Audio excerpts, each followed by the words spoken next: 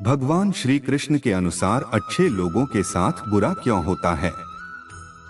मित्रों, आपने देखा है या महसूस किया होगा कि आपके आसपास धर्म कर्म या पूजा पाठ करने वाले लोगों की जिंदगी में खुशहाली उतनी नहीं होती जितने की दुष्ट या अधर्मी लोगों की होती है।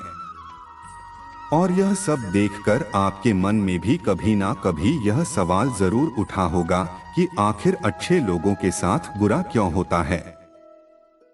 परंतु आज के अधिकतर इंसान इस रहस्य के बारे में नहीं जानते, जिसका सबसे बड़ा कारण है कि धर्म ग्रंथों को सही से पढ़ते नहीं हैं या फिर उन पर लिखी हुई बातों पर वे विश्वास नहीं करते। आज की इस वीडियो में हम जानेंगे कि अच्छे लोगों के साथ बुरा क्यों होता है, जिसका वर्णन भगवान श्री कृष्ण ने भागवत गीता में विस्तार से किया हुआ है। अच्छे लोगों के साथ बुरा क्यों होता है। हिंदू धर्म ग्रंथों में भागवत गीता एक ऐसा धर्म ग्रंथ है जिनमें मनुष्य के मन में उठने वाले हर प्रश्न का उत्तर इस ग्रंथ में आपको मिल जाएगा। भागवत गीता में वर्णित कथा के अनुसार अर्जुन के मन में जब भी कोई दुविधा उत्पन्न होती थी, वो उसके समाधान के लिए भगवान श्री कृष्ण के पास पहुंच जाते थे। एक दिन की बात है, अर्जुन भगवान श्री कृष्ण के पास आए और बोले, हे वासुदेव, मुझे एक दुविधा ने घेर रखा है और इसका समाधान आप ही बता सकते हैं। तब श्री कृष्ण ने अर्जुन से कहा कि हे धनंजय, अपने मन की दुविधा विस्तार से बताओ, तब मैं उसका हल बताऊंगा। तब अर्जुन बोले, नारायण, कृपया करके मुझे यह बताइए कि अच्छे लोगों के साथ बुरा ही क्यों होता है, जबकि बुरे लोग हमेशा खुशहाल दिखते हैं। अर्जुन के मुख से ऐसी बातें सुनकर श्री कृष्ण जी मुस्कुराते हुए बोले, हे पार्थ, मनुष्य जैसा देखता है या फिर महसूस करता है, वास्तव में वैसा कुछ नहीं होता, बल्कि अज्ञानतावश वे सच्चाई को समझ नहीं पाता। श्री कृष्ण की यह बातें सुनकर अर्जुन हैरान हो गए और बोले, हे नारायण, आप क्या कहना चाहते हैं, मेरी समझ में नहीं आया।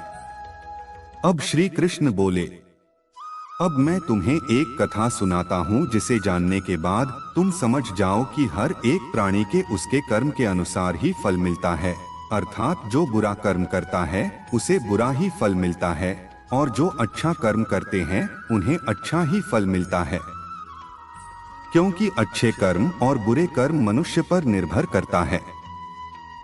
प्रकृति हर मनुष्य को राह चुनने का मौका देती है। अब इसका फैसला करना कि व्यक्ति किस राह पर चलना चाहता है, ये उनकी इच्छा पर निर्भर करता है। श्री कृष्ण अर्जुन को कथा सुनाते हैं। फिर कथा सुनाते हुए श्री कृष्ण बोले, बहुत समय पहले की बात है, एक नगर में दो पुरुष रहा करते थे। उनमें से एक पुरुष व्यापारी था। उसके लिए अपने जीवन में धर्म और नीति की बहुत महत्वता थी और वह पूजा पाठ और भगवान की भक्ति में बहुत विश्वास करता था। चाहे कुछ भी हो जाए, वह मंदिर जाना नहीं भूलता था और ना ही दान धर्म आदि किसी भी प्रकार के कर्म में कोई कमी करता था। वहीं दूसरी ओर उस नगर का दूसरा पुरुष पहले पुरुष से कर्म उसके बिल्कुल विपरीत थे। वह पुरुष प्रतिदिन मंदिर तो जाया करता था, लेकिन पूजा पाठ के उद्देश्य से नहीं, बल्कि मंदिर के बाहर से चप्पल एवं धन चुराने के उद्देश्य से मंदिर जाया करता था। उसे दान धर्म नीति आदि किसी से कुछ लेना देना नहीं था। इसी तरह समय बीतता गया और एक दिन उस नगर में जोर से बारिश हुई, जिसकी वजह से उस दिन नगर के मंदिर में पंडित के अलावा और कोई नहीं था। यह बात जब दूसरे पुरुष को पता चली तो उसके मन में ख्याल आया कि अभी सही मौका है मंदिर के धन को चोरी करने के लिए, और वह बारिश में ही मंदिर पहुंच गया। और वो व्यक्ति मंदिर पहुंचकर उस पंडित की नजरों से बचकर मंदिर के सारे धन और जेवरात चुराकर वहां से निकल गया। उसी समय धर्म कर्म में विश्वास रखने वाला दूसरा पुरुष भी मंदिर पहुंचा और भगवान के दर्शन किए, परंतु दुर्भाग्य से मंदिर का पुजारी उस दूसरे पुरुष को ही चोर समझ बैठा और शोर मचाने लगा।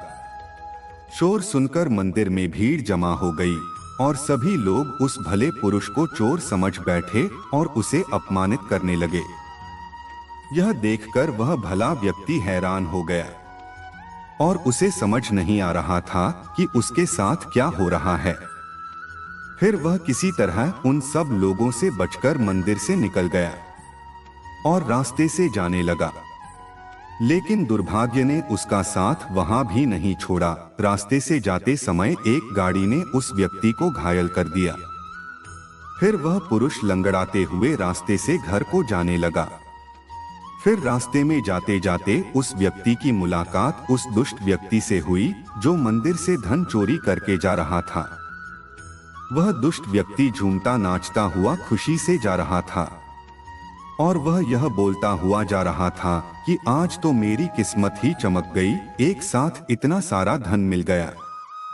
यह बातें उस भले आदमी ने सुन ली और उसे हैरानी हुई और क्रोधित होकर और घर जाकर उसने भगवान की सारी फोटो निकालकर फेंक दी और भगवान से नाराज होते ही अपना जीवन व्यतीत करने लगा।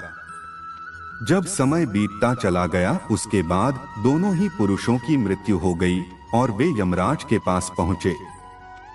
उस भले पुरुष ने बगल में उस दुष्ट व्यक्ति को खड़े देखकर यमराज से पूछ ही लिया कि मैं तो हमेशा अच्छे कर्म करता था, पूजा पाठ दान धर्म आदि में विश्वास रखता था, जिसके बदले जीवन भर मुझे अपमान दर्द और दुख ही मिला और इस अधर्म करने वाले पापी व्यक्ति को अपार धन और इसका जीवन सुख से गुजरा।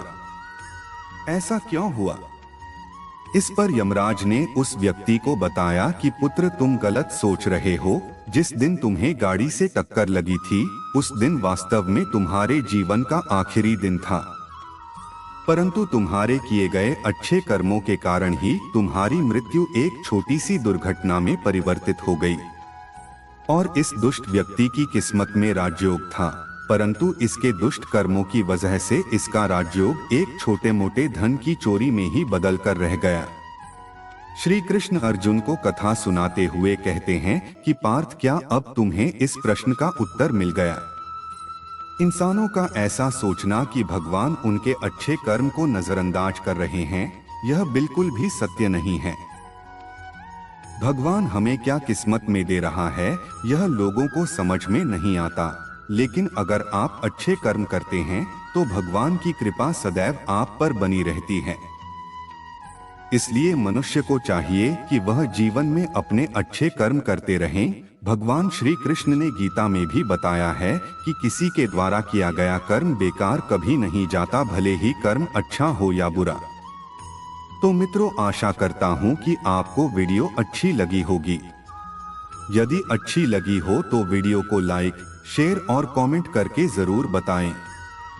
और चैनल पर नए हैं तो चैनल को सब्सक्राइब जरूर करें। वीडियो देखने के लिए आप सभी का बहुत बहुत धन्यवाद।